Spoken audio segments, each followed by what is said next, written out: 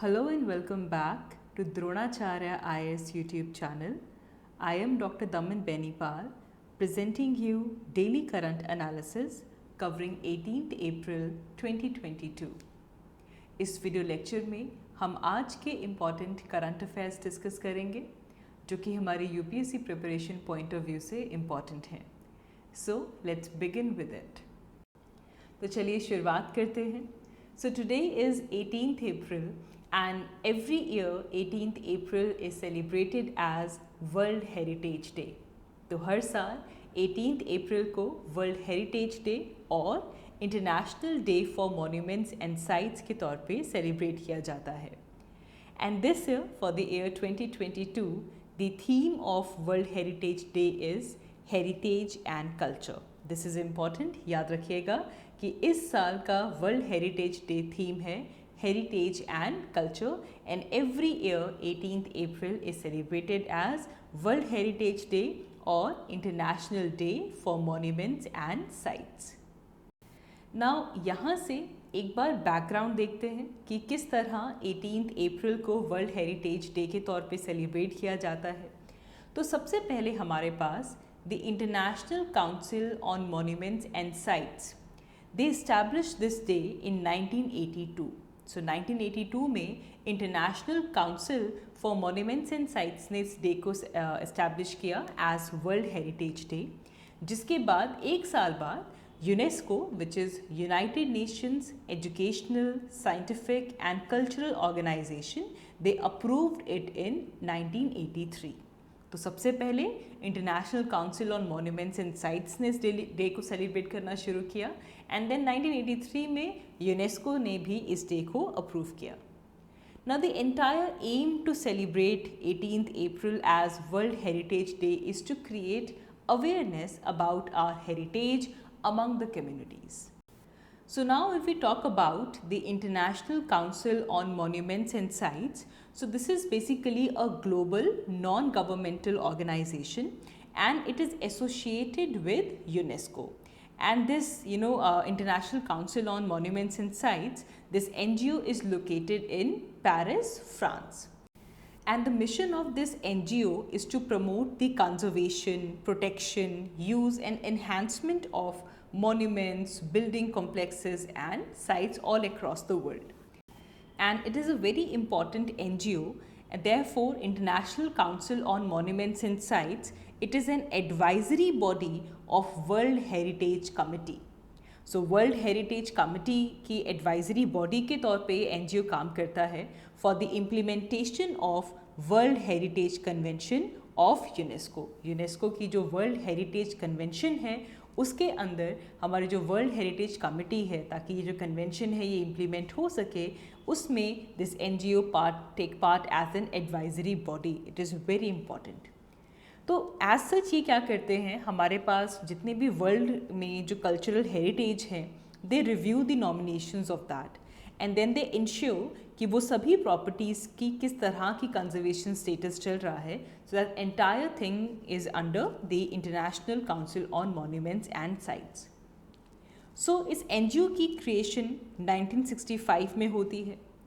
And this came as a logical outcome of initial conversation between architects and historians and some international experts, जो कि 12th century के beginning में ये conversations होनी शुरू हुई.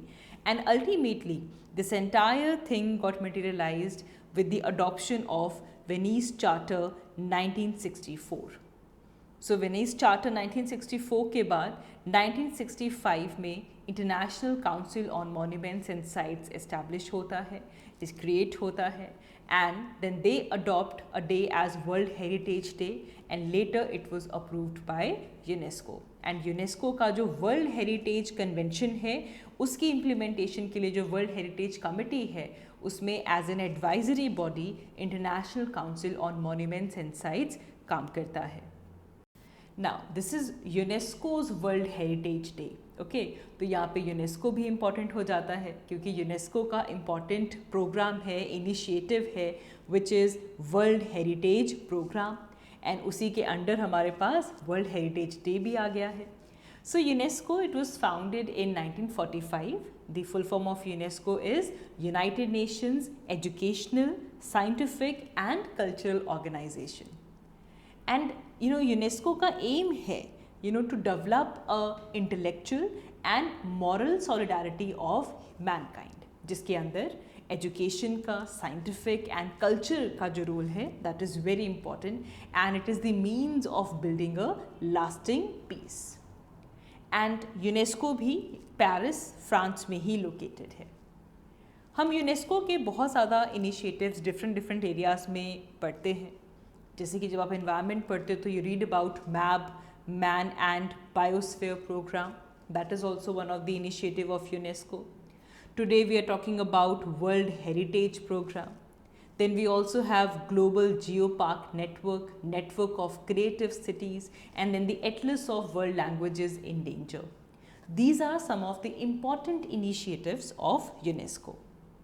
Now, if we talk about the World Heritage Sites, UNESCO's World Heritage Site, so these are those places which are listed by UNESCO. कुछ ऐसी sites जिसको UNESCO list करता है for their special cultural और physical significance. कोई proper significance होना चाहिए. It could be cultural or it could be physical. So, World Heritage Site is a particular place which is listed by UNESCO for its special culture and physical significance. And ये जो list है world heritage sites की, it is maintained by international world heritage program, अभी जो हम पीछे देख कर आए हैं. And this world heritage program is administered by UNESCO's world heritage committee.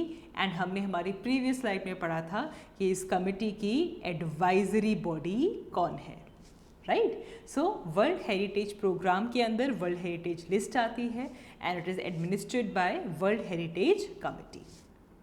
Now इसके अंदर एक इंटरनेशनल ट्रीटी भी आती है.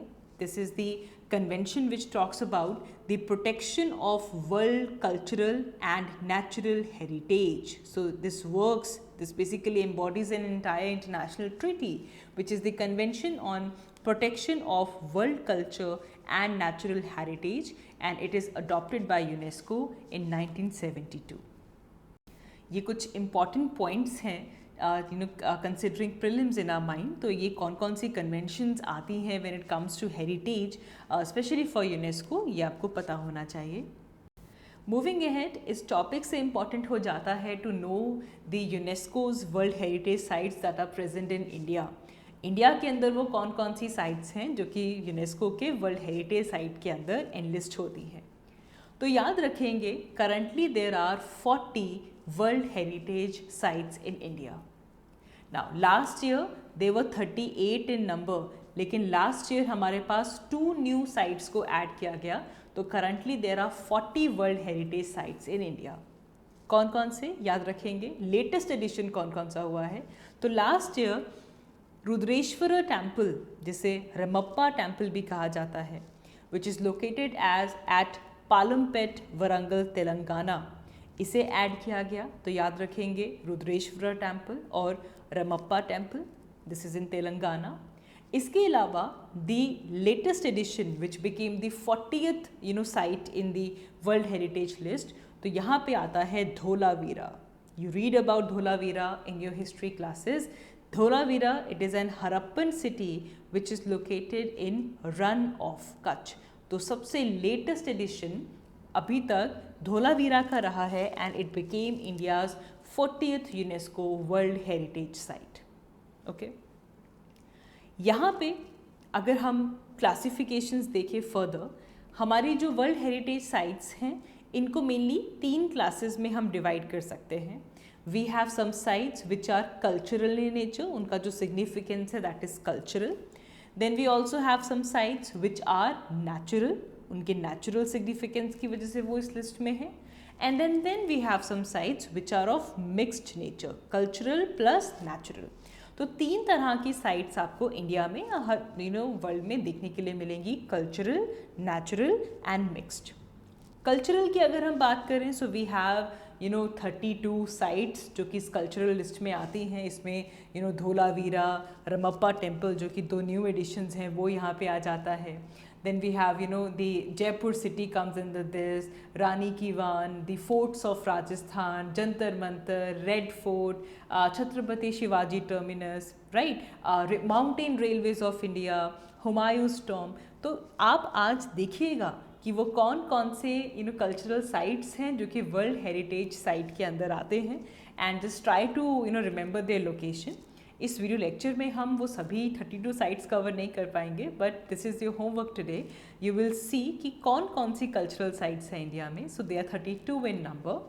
अदर देन दैट, अगर हम यहाँ पे नेचुरल साइट्स देखें तो natural sites are 7 in number. यहाँ पे काजीरंगा नेशनल पार्क आ जाता है, Keoladeo Ghana national park comes under this, Manas wild life sanctuary, Nanda Devi national park and the valley of flowers comes under this, Sundarbans National Park, Western Ghats, Great Himalayan National Park. These are some important natural world heritage sites of India.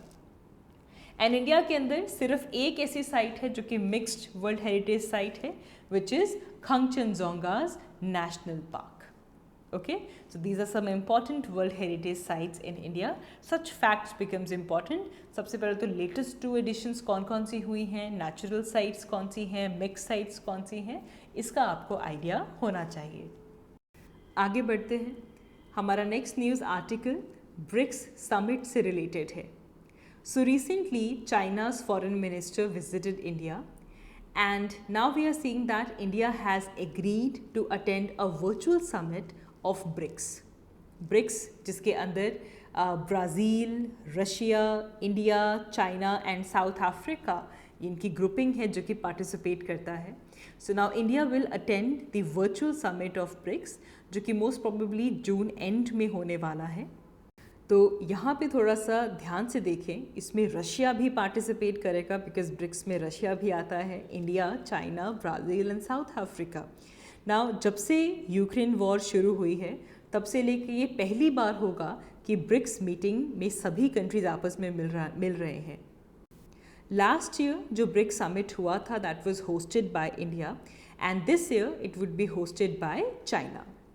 However ये जो summit है ये virtually होने वाला है and leaders of all the 5 countries are going to attend this summit virtually and this is the first time it is hosted by China. Specially जब हम India के परस्पेक्टिव से बात करें, इंडिया और चाइना के बीच में LAC line of actual control की जो टेंशन्स जब से शुरू हुई हैं, जब से चाइना का जो ट्रांसग्रेशन अप्रैल 2020 के बाद से ये पहली बार है that China will host the BRICS summit and now India is participating in this virtual summit which will be hosted by China. सो यहाँ पे हम देख रहे हैं कि ब्रिक्स कंट्रीज़ मिलने वाले हैं एंड सिमिलरली G7 ग्रुपिंग जिसमें Germany, France, UK, Italy, Japan, Canada and US आते हैं. They will also meet approximately in June end only. Now अभी रिसेंटली ब्रिक्स हेल्थ मिनिस्टर ने एक वर्चुअल लॉन्च किया है of BRICS vaccine research and development centre. So now अभी जब ये समिट होगा जून एंड में then will take some important takeaways from that summit.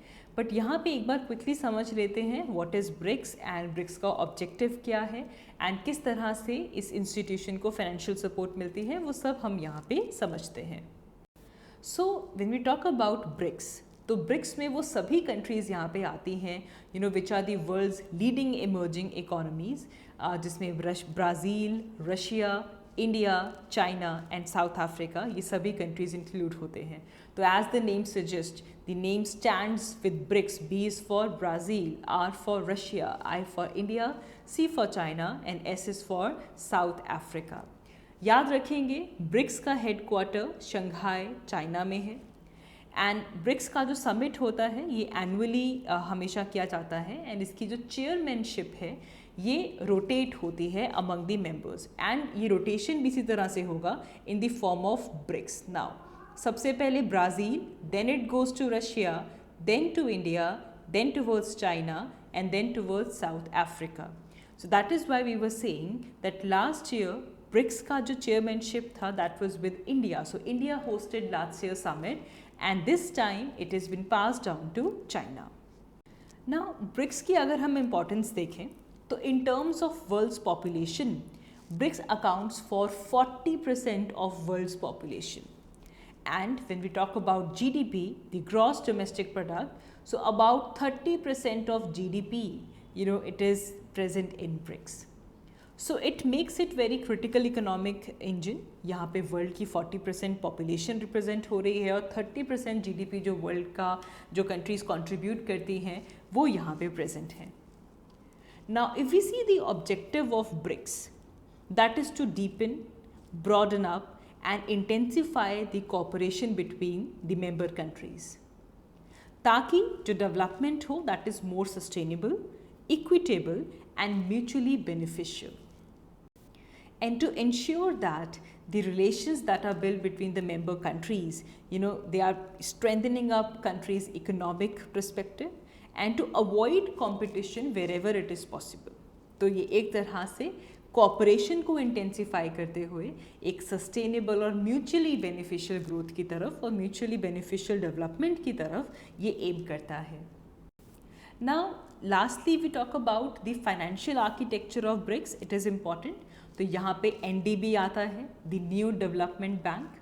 So, New Development Bank इसके अंदर clean energy, transport infrastructure, irrigation, sustainable urban development, economic cooperation among member countries, that are the key areas of operation under the New Development Bank. This is an important component of financial architecture of BRICS. इसके अलावा हमारे पास contingent reserve agreement भी है या फिर arrangement भी है. इसके अंदर short term liquidity support provide की जाती है. जो भी मेंबर कंट्रीज़ हैं ब्रिक्स के, उनको एकदम short term liquidity support provide करने के लिए करेंसी स्वैप्स किए जाते हैं.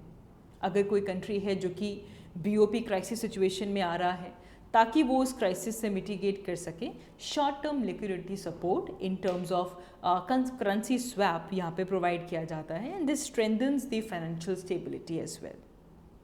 तो ब्रिक्स के मेंबर कंट्रीज़ कौन कौन से हैं, हेडक्वार्टर्स कहाँ पे हैं, ऑब्जेक्टिव क्या है, फाइनेंशियल आर्किटेक्चर कैसा रहता है, this becomes important for us. आगे बढ़ते हैं. Let's take an update from Russia Ukraine conflict.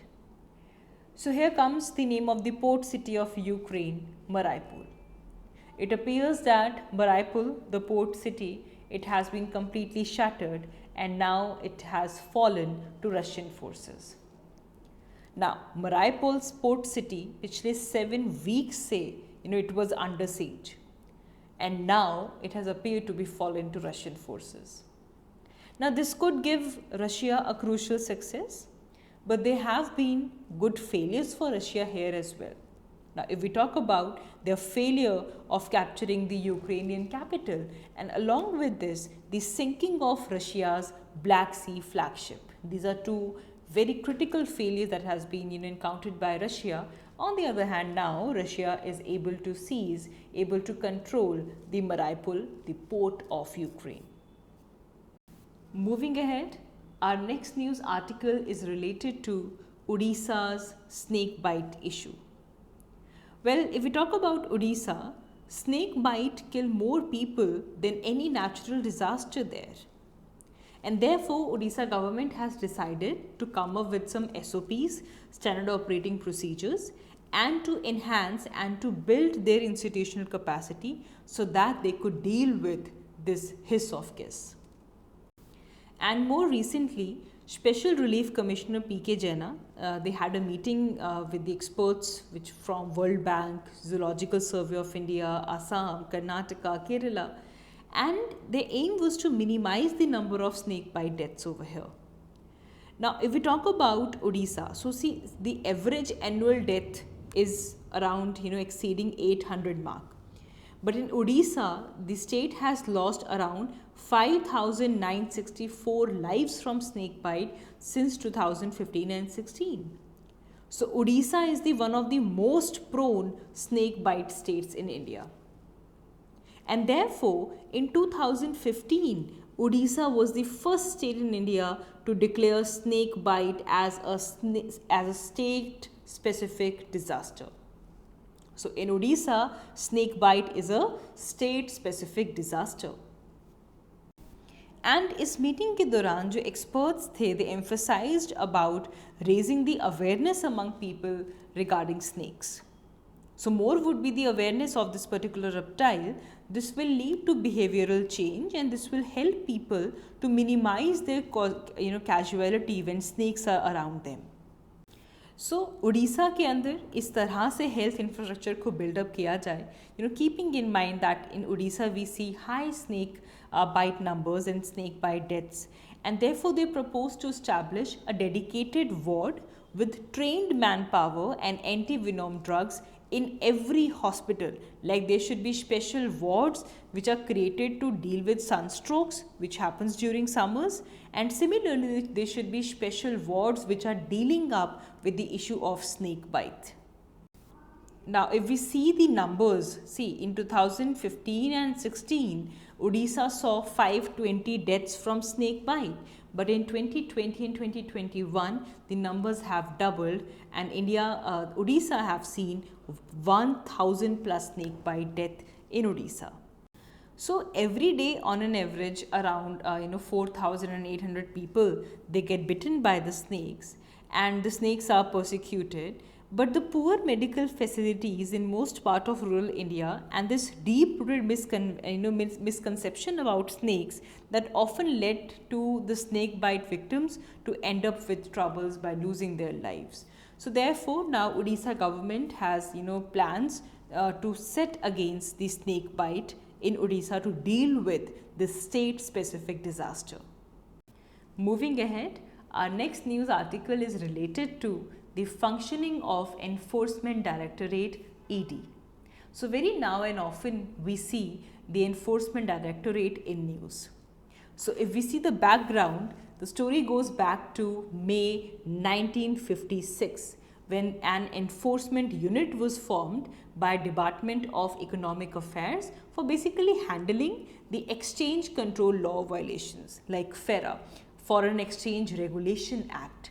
तो 1956 में इन एक्सचेंज कंट्रोल लॉज की वायलेशन से डील करने के लिए डिपार्टमेंट ऑफ इकोनॉमिक अफेयर्स ने इस एनफोर्समेंट यूनिट को बनाया था.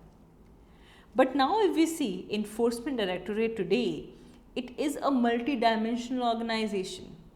तो it basically investigates the economic offences which comes under PMLA, the Prevention of Money Laundering Act, be it Fugitive Economic Offenders Act or be it Foreign Exchange Management Act. इन सब के अंदर multi dimensional organisation बन चुका है जिसके अंदर जो भी इकोनॉमिक ऑफेंसेस हैं उनसे एनफोर्समेंट डायरेक्टोरेट डील करता है. So now if we answer to this question that from where does the ED gets their power from, so then the answer comes is PMLA. PMLA, which is Prevention of Money Laundering Act. See, Prevention of Money Laundering Act, this was brought up in 2002 and it was enacted in 2005. And the objective of PMLA, that is to prevent money laundering, to prevent the parking of money outside India and basically to trace out this layering and the trail of money. तो इस PMLA Act के अंदर ED Enforcement Directorate को ये power दी गई that they will investigate such cases under section 48 and 49. So it is the authority under the act and the appointment and the powers of authority and other officers that has been given to ED. So जब भी किसी तरह का offense किसी local police station में register किया जाता है, then the proceeds are generated of that particular crime कि क्या this is over and above 1 crore. So then the investigating police officer forward this case to ED. तो अगर हमारे पास जो proceeds हैं that is over and above 1 crore, then that case goes to ED. Alternatively, अगर जो offense है it comes under the knowledge of the central agency, then they can call for FIR and then the charge sheet and they directly file this case to ED. So this can be done to find out if any money laundering has been done or not. तो अब समझना यहाँ पे ज़रूरी है कि किस तरह से लोकल पुलिस ऑफिसर का रोल और ईडी का रोल डिफरेंट है. तो लेट्स कंसिडर अ सिनेरियो. मान लीजिए किसी नेशनलाइज्ड बैंक के अंदर चोरी हुई and local police station will first investigate that crime and अगर लोकल पुलिस ने ये देखा कि जो फाउंडर था बैंक का, लेट्स से जो चोरी हुई, they took all the money and they kept it in their house, so without spending it और विदाउट यूजिंग इट, उन्होंने चोरी की और वो उनके हाउस में था, then this crime is only about theft and therefore ED will not interfere into this and local police will handle it. लेकिन अगर कुछ भी अमाउंट जो कि स्टोलन था, इसे यूज़ किया गया for purchasing some properties and then that ill gotten money was brought back into the market, या फिर किसी और को दिया गया to buy some property, so then this part becomes the laundering of money and now enforcement directorate will come and they will check कि किस तरह से मनी की यहाँ पे लेयरिंग की गई है और किस तरह से प्रॉपर्टीज़ को अटैच किया गया है and how to recover the money. तो जब लॉन्डरिंग होगी उस पर्टिकुलर स्टोलन मनी की, then that issue will go in the hand of enforcement directorate. So now if we see, so this PMLA, the Prevention of Money Laundering Act, it was enacted in 2005, right? सो लेकिन अगर हमारे पास कोई crime हुआ, कोई इल gotten property था जो कि 2005 से पहले लिया गया, and if the proceeds of the crime were processed before 2005, they were kept in cold storage या फिर कुछ भी ऐसा किया गया, लेकिन उसको बाद में 2005 के बाद यूज़ किया गया to buy any property, the colour of the money is still black, still वहाँ पे लॉन्ड्रिंग हुई है, the person is still liable to be prosecuted under prevention of money laundering act. तो सिंपल सी चीज़ याद रखेंगे, जब भी मनी लॉन्ड्रिंग का जो इशू आता है, दैट इज़ उसको लेकर जो पावर्स हैं that are given to enforcement directorate. आगे बढ़ते हैं.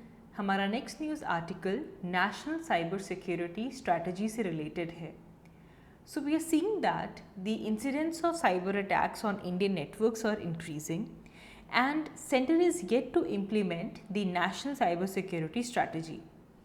नाउ इस स्ट्रैटेजी को लेकर 2020 से ही काम चल रहा है, लेकिन अभी तक ये national cyber security strategy implement नहीं हुई है. सो सबसे पहले समझते हैं कि why does India need a cyber security strategy. So as per an American cyber security firm Palo Alto Networks 2021's report, Maharashtra was the most targeted state in India. Maharashtra faced 42% of all ransomware attacks. And इस report में ये भी state किया गया that India is among the more economically profitable regions for hacker groups. And therefore ये hackers क्या करते हैं, they ask Indian firms to pay ransom, usually using cryptocurrencies. अब क्योंकि ये हैक कर लेते हैं तो ताकि आपको जो आपका डाटा है उसका एक्सेस वापस मिले, so they ask for ransom and they usually take it in the form of cryptocurrencies. So 1 in 4 Indian organizations, they have suffered this ransomware attack in 2021. Now अगर हम यहाँ पे परसेंटेज देखें इन ransomware attacks की, तो global average रही है 21%, but for Indian organisations witnessed 218% of the ransomware attacks. तो ग्लोबल एवरेज 21% है और इंडिया के लिए 218% ransomware अटैक्स देखने के लिए मिले हैं. सो सॉफ्टवेयर सर्विसेज की अगर हम बात कर रहे हैं, वहाँ पर 26% तक के ऐसे अटैक्स रहे हैं, टारगेटेड सेक्टर्स रहे हैं. Capital goods 14%, public sector 9%. These were the most targeted sectors. तो जब इस तरह के साइबर अटैक्स इंक्रीज होंगे, so that brings into the light that we need urgent strengthening of our India cyber security, and therefore national cyber security strategy comes into picture. So this is conceptualized by Data Security Council of India, DSCI. Data Security Council of India ने इसे conceptualized किया है. ये एक 22 pages की एक report है which basically focuses on 21 areas to make sure that we have a safe, secure, trusted, resilient and vibrant cyberspace. Main sectors इस रिपोर्ट में कौन कौन से रहे हैं? One is large scale digitisation of public services. Now we need to focus on the security in early stages. जितने भी हम डिजिटाइजेशन के जो इनिशिएटिव्स ले रहे हैं उसकी अर्ली स्टेज में ही हमें सिक्योरिटी के पर्सपेक्टिव में देखना होगा. जो भी हम इंस्टीट्यूशनल कैपेबिलिटीज़ बना रहे हैं for assessment, evaluation, certification, even rating of the core devices, security is something that we need to consider in a very early stage. Similarly supply chain security होनी चाहिए. There should be a robust monitoring and mapping of the supply chain of all the integrated circuits. जितने भी electronic products हैं, products testing, उनकी certification के method को scale up करना होगा. कंट्री के अंदर सेमीकंडक्टर डिज़ाइन की कैपेबिलिटीज़ को और बढ़ाना होगा ग्लोबली. देन जो हमारा क्रिटिकल इंफ्रास्ट्रक्चर प्रोटेक्शन है, specially critical information infrastructure protection, इस पे हमें ध्यान देना होगा. The supervisory control and data acquisition security should be integrated with enterprise security. एक रिपोजिटरी बनानी होगी जिसमें जितने भी वल्नरेबिलिटीज़ हैं उसको उस रिपोजिटरी में मेंटेन रखना होगा. देन डिजिटल पेमेंट्स एक चैलेंज है. डिजिटल पेमेंट्स को लेकर भी मैपिंग होनी चाहिए, जो डिवाइसेस हैं उनकी मॉडलिंग होनी चाहिए और एक प्लेटफॉर्म डिप्लॉय करना चाहिए. जो भी ट्रांजैक्शंस हो रही हैं, जो एंटिटीज़ हैं, जो पेमेंट फ्लोज हो रहे हैं, इंटरफेसेस, डाटा एक्सचेंज, जो भी थ्रेट रिसर्च है या फिर थ्रेट इंटेलिजेंस है, इसके ऊपर भी हमें हमारी साइबर सिक्योरिटी स्ट्रैटेजी पे फोकस करना होगा. And then we also have state level cyber security. State level पे भी साइबर सिक्योरिटी को लेकर पॉलिसीज़ हों, गाइडलाइंस हों, जिसमें सिक्योरिटी आर्किटेक्चर कैसा हो, किस तरह के ऑपरेशंस होंगे, किस तरह की गवर्नेंस अडॉप्ट करनी होगी. All these areas should be touched. These are the main sector of focus. Now इसके अलावा ये जो रिपोर्ट है ये और क्या सजेस्ट करती है बेसिकली कि जो साइबर सिक्योरिटी है, जितने भी ये फोकस एरियाज हैं, यहाँ पे इम्प्लीमेंट हो सके. For this report suggest some recommendations, जैसे कि बजटरी प्रोविजंस.